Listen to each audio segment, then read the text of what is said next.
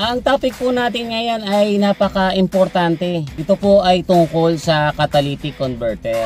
Ano ba ito at ano ang mga pwedeng maging epekto nito kung ito ay tatanggalin? So guys, yung catalytic converter na invento yan noong 1960s ng isang American inventor na nagngangalang Rodney Bagley. Pero kahit na yan ay na-invento na, hindi kagad lahat gumagamit niyan. Nandun yung mentality na masihina yung makina kapag nagkabit niyan at saka dagdag gastos nga naman. Pero dahil nakikita ng government nila noon na parumi ng parumi yung hangin nila, pagdating ng 1975, ni-require na nila na lahat ng car companies na nag-ooperate sa US na mag-install ng catalytic converter sa lahat ng units nila. Yung fuel natin, yan po ay made up of hydrocarbons.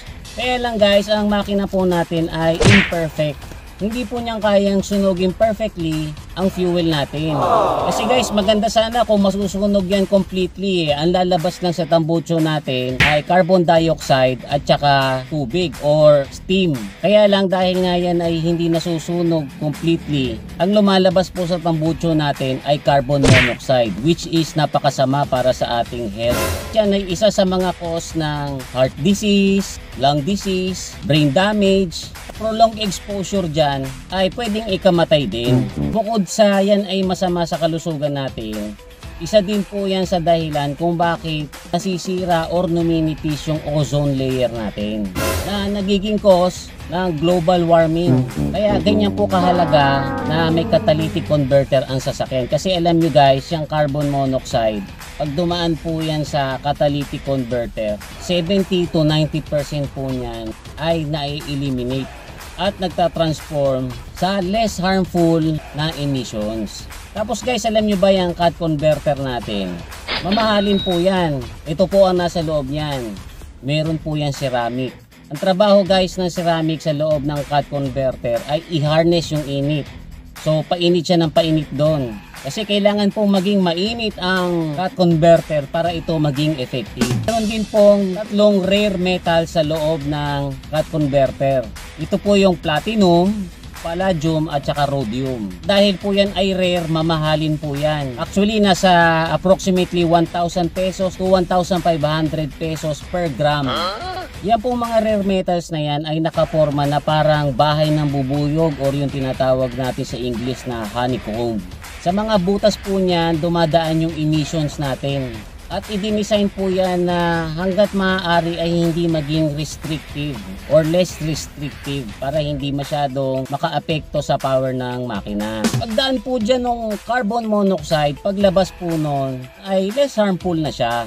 So ang tanong ng iba, malaki ba ang ilalakas ng makina ko kung tatanggalin ko yan?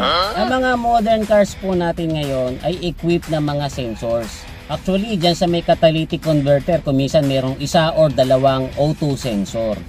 Ito po mga sensor na to, sinusukat nito yung airflow or yung oxygen sa loob ng catalytic converter.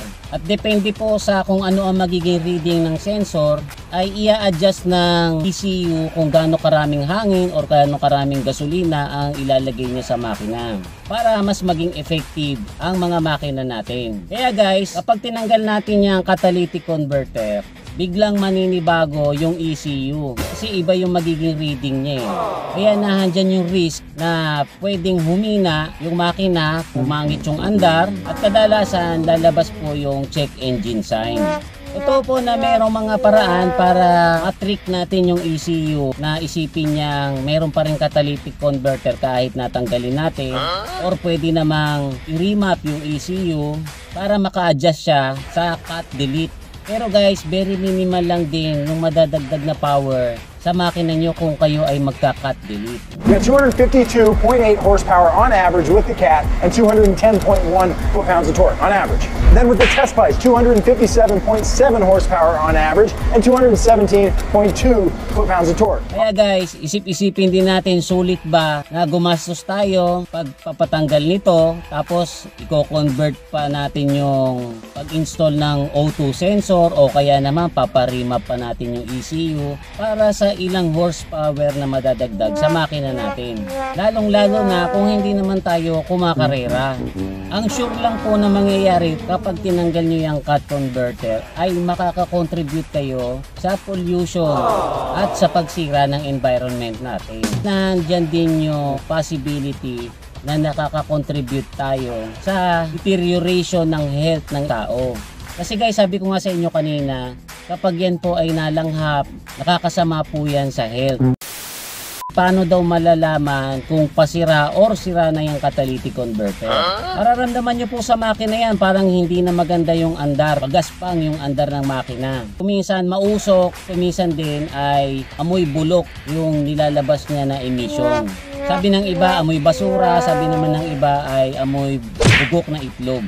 Tanong naman po ng iba, paano daw po ito linisin para makatipid? Kasi mahal ngang bumili ng bagong catalytic converter. Meron po mga nabibiling cleaner na inihahalo sa gas tank. Tapos papaandarin nyo yung makina nyo ng certain amount of time para mapunta po yung cleaner doon sa may catalytic converter.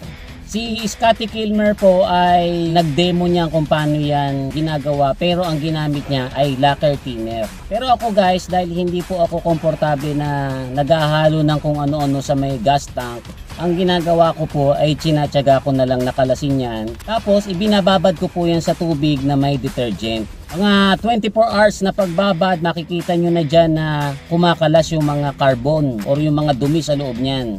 Tapos pag tinaas nyo yan at tinapat nyo sa liwanag, masisilip nyo na yung kabilang side. Doon nyo po malalaman na malinis na po yung cut converter nyo. So guys, I hope na nagkaintindihan po tayo dito sa short video natin about catalytic converter. So muli ito si Kuya Mikmik na nagsasabing palagi kang lamang pag marami kang alam. Bye-bye!